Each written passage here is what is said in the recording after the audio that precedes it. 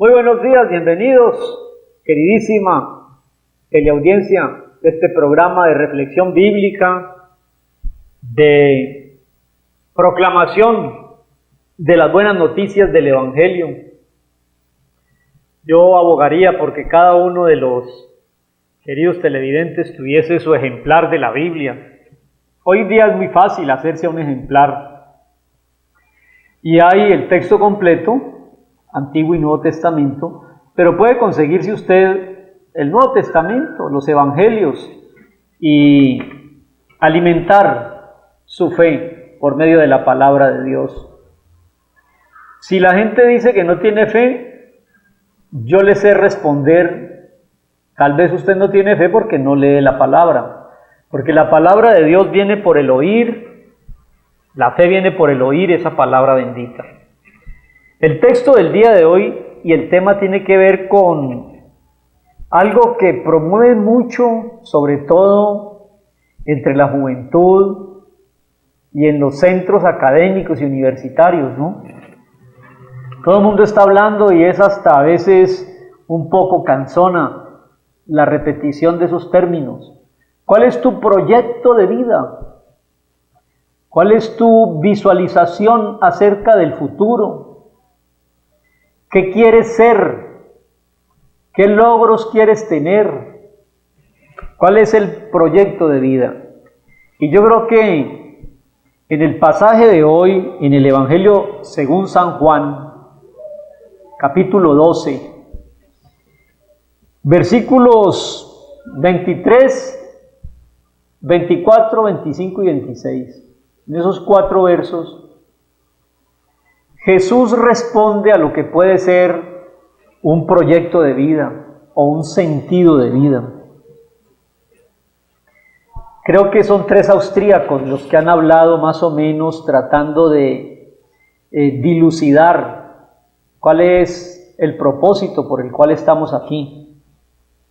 Uno de ellos,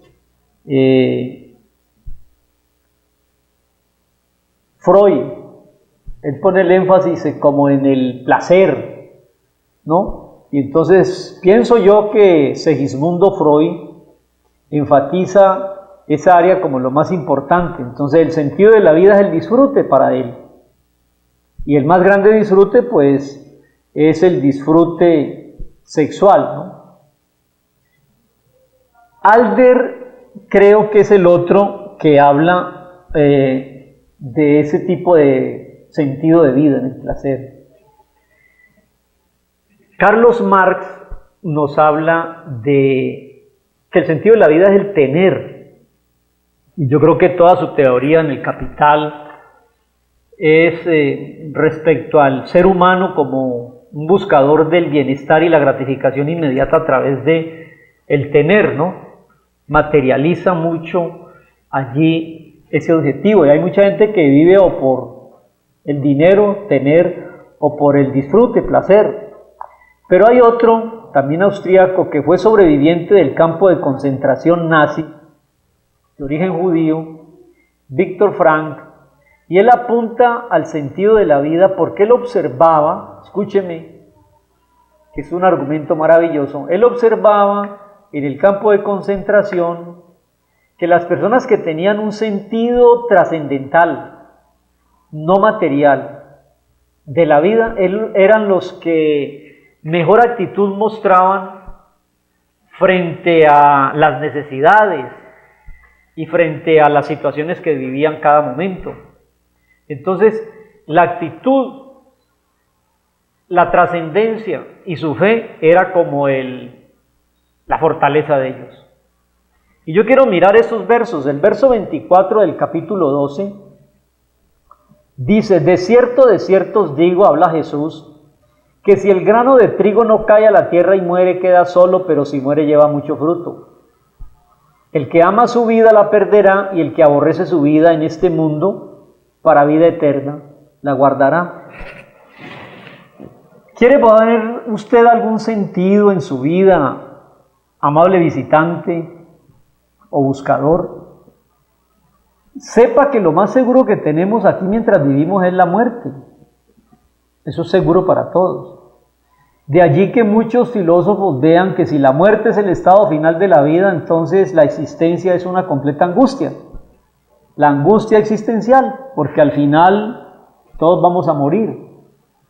Pero si usted escucha lo que Jesús dice en el capítulo 12, creo que le va a dar un vuelco total a ese concepto tan primario de que somos materia orgánica en descomposición y que después de esta vida no hay nada de trascendental. Entonces, claro, si usted le quita, óigame bien, si usted le quita el sentido de trascendencia a la vida, la verdad esto quedó sin sentido. Si no hay Dios, si no hay trascendencia y la vida termina en el sepulcro, comamos y bebamos. Tendría razón Freud, Adler o Carlos Marx. Pero Jesús dice, verso 24, el grano de trigo cuando cae a la tierra y muere, queda solo, pero si muere, entonces lleva mucho fruto. El fruto viene después de morir. El grano de trigo, si no muere, se queda solo. Hay dos maneras de enfocar la vida. Una vida meramente material, de disfrute momentáneo, sin conceptos de trascendencia y eternidad. Entonces, prácticamente es una vida que se queda usted solo cuando muere. Pero el otro concepto de la vida es que después de que muere el grano de trigo, se fructifica y lleva mucho fruto, que es lo que dice allí. De cierto les digo que si el grano de trigo no cae en tierra y muere, queda solo, pero si muere, lleva mucho fruto. Yo pienso que aquí hay un gran mensaje sobre la trascendencia y el sentido de la vida. ¿Por qué la gente no quiere entender eso si todos vamos a morir? Yo le propongo un gran negocio esta mañana y es el siguiente. Si usted le pone su confianza a Dios, a Jesús y a su palabra, le espera después de la muerte fruto de trascendencia y vida eterna. Pero si usted quiere vivir en forma egoísta para sí mismo y no le da absolutamente ninguna opción a Dios, va a quedar solo, va a quedar con una vida mutilada o condenada eternamente. Ahora, el versículo 43 de ese pasaje me interesa muchísimo, como complemento. Dice, porque la gente ama más la gloria de los hombres que la gloria de Dios. Por eso les parece que si durante su vida le dan importancia a las cosas de Dios, se están perdiendo del disfrute pasajero de estos días. Yo le invito a reflexionar seriamente que el que entrega su vida a Jesús prácticamente muere para este mundo, pero lleva mucho fruto para Dios y encuentra el sentido de la vida.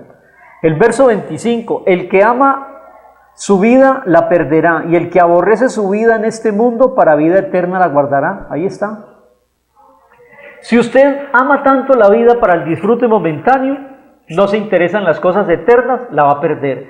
Pero si usted entrega su vida a Jesús y a las cosas eternas, va a encontrarle el sentido a todo esto. Leas el verso 25, el que ama su vida la pierde, y el que aborrece esta vida en este mundo, entonces para vida eterna la guarda. Si alguno me sirve, dice Jesús, sígame. Y ese es el llamado y la conclusión de esta reflexión en la mañana de hoy.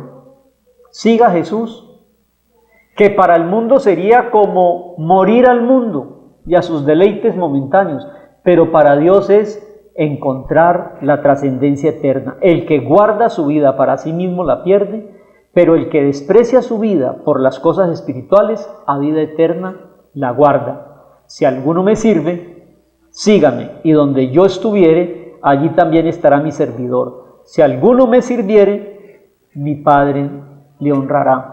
¿Cuál es el sentido de la vida? Yo le invito a usted, con todo y los prejuicios que puede haber acerca del tema de Dios, fe, Biblia, Jesús, Espíritu Santo, yo le invito a que usted y yo busquemos por el servicio a Dios y el conocimiento a Dios y el seguir a Jesús, que nos honre el Padre con una trascendencia, con un cielo y con una eternidad. Si usted cree o no cree en la trascendencia, eso no afecta a la verdad. La vida no termina en el sepulcro. ¿Quiere darle sentido a su vida? Conviértase en seguidor de Jesús. Pareciera que le pierde el gusto a lo material y a lo